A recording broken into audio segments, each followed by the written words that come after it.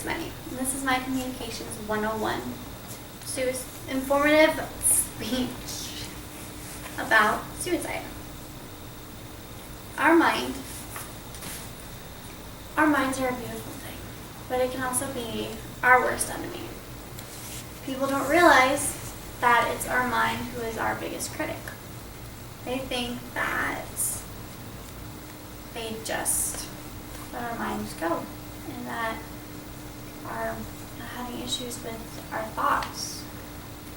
They don't realize that some people aren't able to actually communicate well and that their thoughts turn negative and then they go downhill from there. It's like a snowball effect.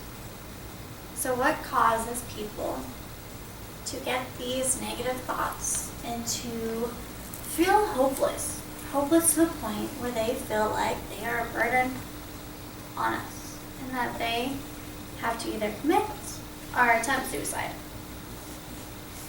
First off, what are the causes? What causes us to feel this way? What causes us to feel hopeless? And it's not like we woke up one day and all of a sudden we're able to see everybody, that we can see what they're thinking. We can feel what they're thinking. There's no sign. There's no blinking lights that go, hey, look at me. I need attention because, well, not attention, but hey, I need help because I'm on the verge of going over the edge.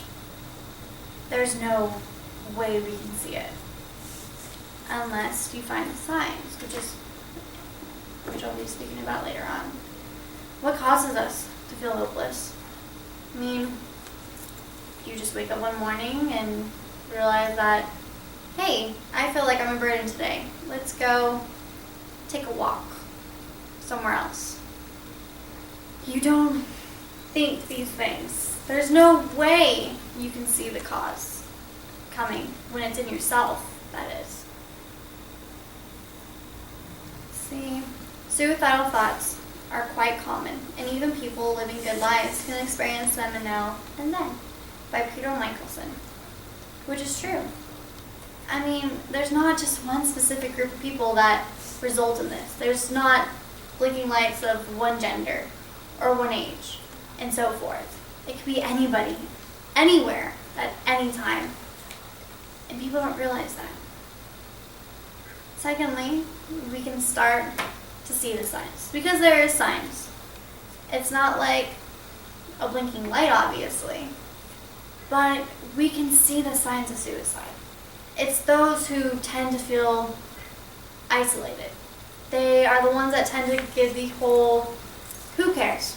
I don't care vibe about life, where they just, they feel like they're taken advantage of. They feel like they have no place, no purpose to actually be living and walking on this earth. Thing is people who feel hopeless tend to feel lonely, or they isolate themselves from anyone and everything. It's not like you're obviously going to commit it. There's some that don't, but those are some signs that show you that they might.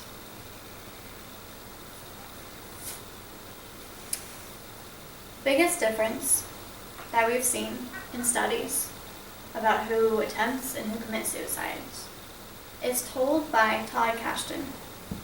He says the biggest difference was that the notes of suicide completers included much more detail about how they were a burden on other people in society at large compared to the attempters.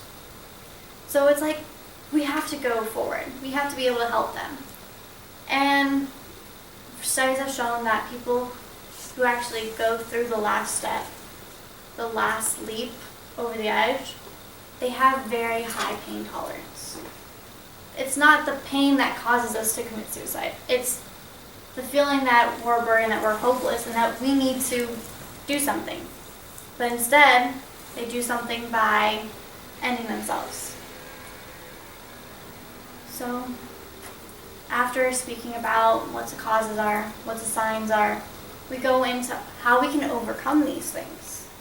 And one of the main things is you do not act. You do not act upon these negative thoughts. You don't make life decisions. You don't take that leap and try to figure everything out. you actually need to take a step back. And people don't realize that when they get these thoughts, they're going to take a step forward. So they need to come back. Don't do drugs. You need to stay off medications. Go through hotlines. Talk to people. Get it out. Because the biggest difference is that we need to prevent this. We have to find a way to help this. And most people that commit suicide do so because they're in some sort of pain and cannot seem to find a way out, as stated in Mental Health Daily. In conclusion, after the signs and after the causes and how we can overcome this, there really is no cure for feeling hopeless. The only thing we can do is we have to conquer our mind. We have to conquer those thoughts and that negativity. And that's the only way we can help. That's the only way we can do this. Because there is no way. Because our mind is a beautiful thing, but it can also be our worst enemy until we control it. Thank gosh. You have 4 seconds left.